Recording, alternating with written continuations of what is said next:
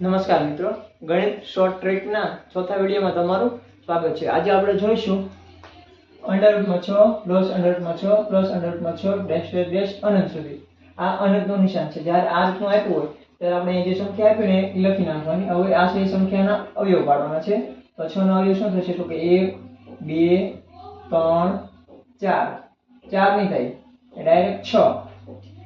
હવે જો 2 અને 3 આ ક્રમમાં છે, આવું આપ્યું હોય ત્યારે એ અવયવ પસંદ કરવાના, એ ક્રમિકમાં હોય। 2 અને 3 ક્રમમાં છે ને, 2 પછી 3 આવે તો 2 અને 3 લખી નાખવાનું। 2 અને 3 લખીને હવે આમાંથી આપણો જવાબ છે, આ 2 માંથી એક આવશે। તો 2 માંથી આપણે જવાબ શું પસંદ કરશું? તો કે જ્યારે પ્લસ ની નિશાની આપી હોય ત્યારે અહીંયા જે મોટો હોય ને, મોટો આપણો, એ આપણો જવાબ થશે।